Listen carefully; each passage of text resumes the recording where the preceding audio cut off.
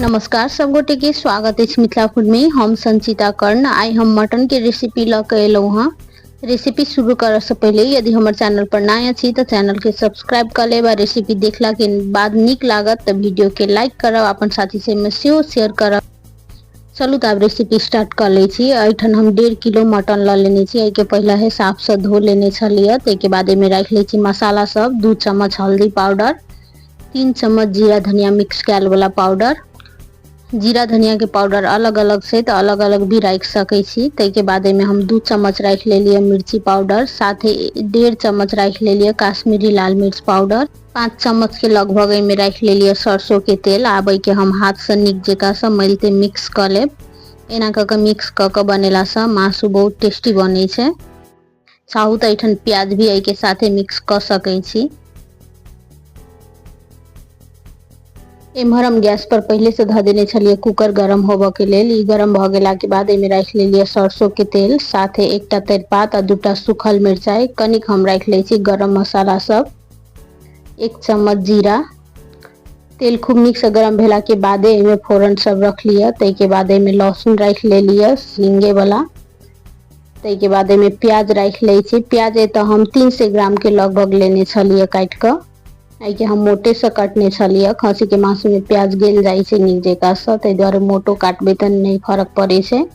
2 चम्मच रख ले लिए नून। आब के हम निक जेका से मिक्स कर ले छी आ 2 मिनट के लेल प्याज के हम भूज लेब। 2 मिनट तक प्याज के भूज लेला के बाद एमे हम रख ले छी मसाला मिक्स क के जे रखने छलिए से मासु।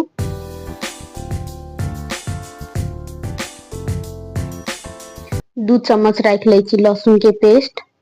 के बाद वही बर्तन में हम 2-3 चम्मच जते पानी रख के मसाला के जस्ट धो के हम एमे रख देलिया। के बाद आई के निक जका से मिक्स करते चला ले छी पहले निक से। मासु के निक जका से मिक्स करेला के बाद कुकर के ढक्कन बंद क के एमे हम 2 सीटी लगा लेब। ऐठन हम ई मटन के भूजत काल में तेल नहीं रखने छी, देख सके छी। तेल के हम निकाल के साइड में रख देने छी। तेल शुरू में ध देला से गल जाय छै त मासु बहुत ऑयली भ जाय छै। तै द्वारे एकरा हम लास्ट में धरब जब निक जका से ई मासु भुजा जेते तब।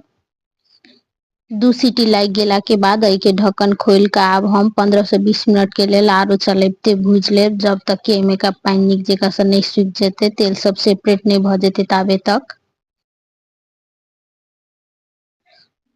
ए तो मटन आधा भुजा गेला के बाद एमे हम तेल रख ले लिया। एना क के तेल रखला से ई पूरा गले नहीं छै, निक जका से पके छै। आब के हम भूज लेब निक जका से।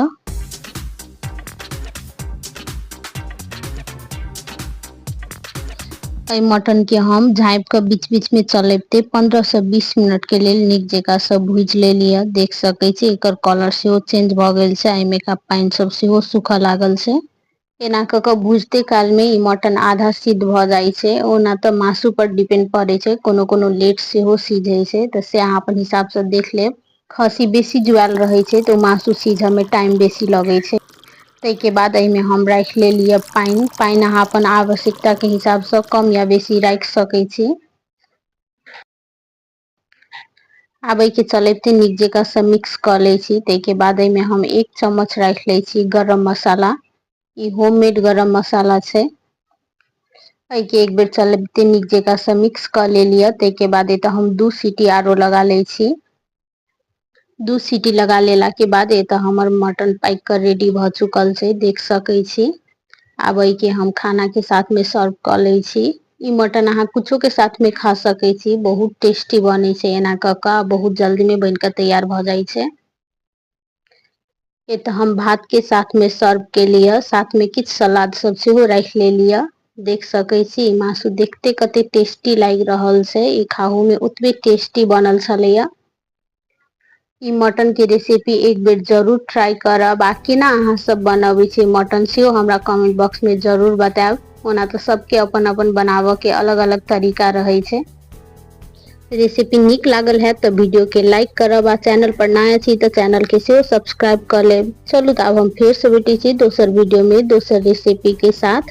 ई वीडियो लास्ट तक देखा के लेल सब गोटे के बहुत बहुत धन्यवाद।